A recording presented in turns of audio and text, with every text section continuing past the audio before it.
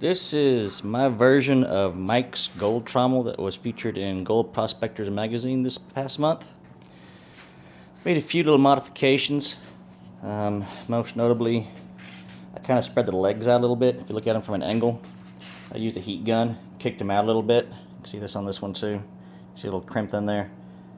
Back up. Anyway, that gives it a little bit wider footprint, makes it a little more stable. It doesn't really matter if it's level or not, because you know where do you mind it's level. And I added on this bucket, which is a masonry mixing tub right there, and then put in a chute which comes down here, which will lead into your either your buckets or your sluice if you want to run it that way, which is this one's kind of designed for that. Little straps here hold it on. They were actually cutouts that come down here off the bucket, and then the other end of the cutout is down here. So you can see there's a big cutout right there. I just cut basically the whole back end of that tub out. Sorry, nose is a little funky tonight. And then I went with the whole flat pieces, the pieces of the bucket I left, so I made a whole kind of flat thing here. Another change you might notice here, we have a four-way instead of the little T. Now this four-way is designed, you pop this special kind of cap off. If you get this kind of cap, not the dome cap, it'll fit inside that 1-inch fitting. And what that's designed for is to go from here up, around, over, and to put a spray bar in it.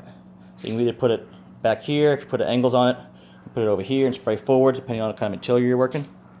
And then that will spray everything down, which means you could run this as a recyclable trommel sluice box system, small one.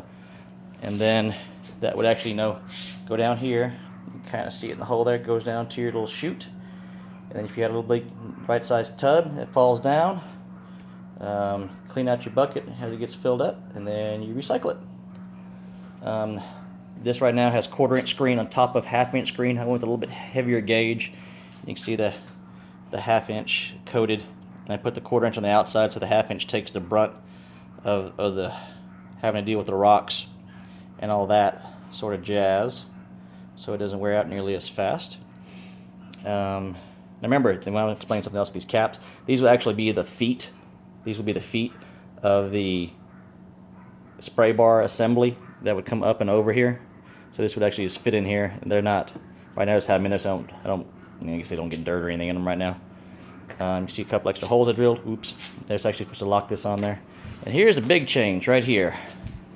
This is ugly, but this is the first draft of it. So I'm going to put a 2x6 on there and fix this up.